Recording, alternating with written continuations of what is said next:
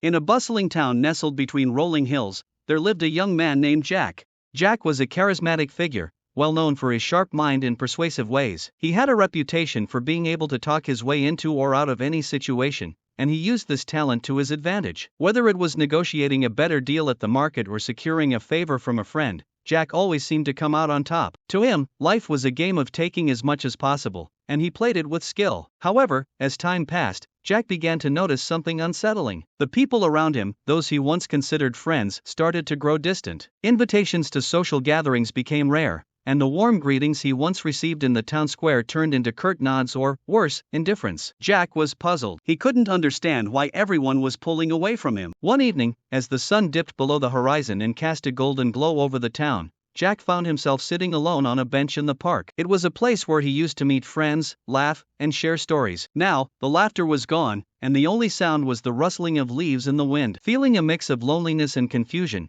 Jack decided to visit his neighbor, Mrs. Thompson. Mrs. Thompson was an elderly woman who had lived in the town her entire life. She was known for her wisdom and kind heart, often offering advice to those who sought it. Jack knocked on her door, and she welcomed him in with a warm smile, offering him a cup of tea as they sat in her cozy living room. "Mrs. Thompson," Jack began, "I've noticed that people have been avoiding me lately. I don't understand why. What am I doing wrong?" Mrs. Thompson took a sip of her tea and looked at Jack with her gentle eyes. "Jack," she said softly, "have you ever heard the saying, 'You get what you give'? Life is like a garden. If you plant seeds of kindness, understanding, and generosity, you'll grow a bountiful harvest. But if you only take from the soil and never give anything back, the garden will eventually wither away." Jack sat quietly, pondering her words. He had always been so focused on what he could get from others that he had never considered what he was giving, or rather, what he wasn't giving. He realized that he had been taking advantage of the people around him, expecting them to be there for him without offering anything in return. Determined to change, Jack decided to start giving back to the community that he had taken so much from. The next day, he visited the local community center, where he offered to volunteer. The center was in need of help with their after-school program, and Jack,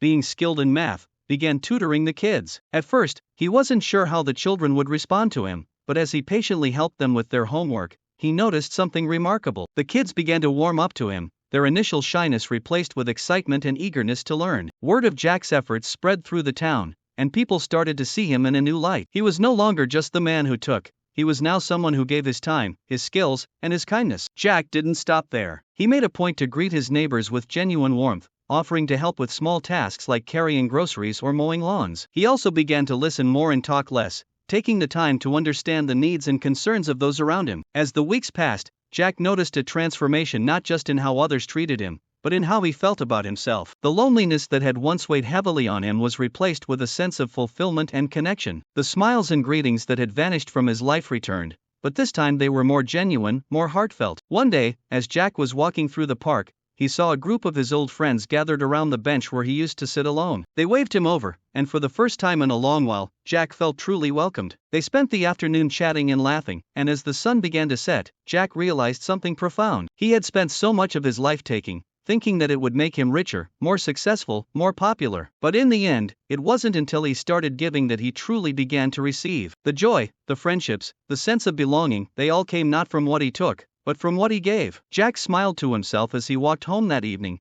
feeling a deep sense of peace. He now understood that the true wealth in life didn't come from what you could accumulate, but from the love, kindness, and generosity you shared with others. And as Mrs. Thompson had wisely told him, you truly do get what you give.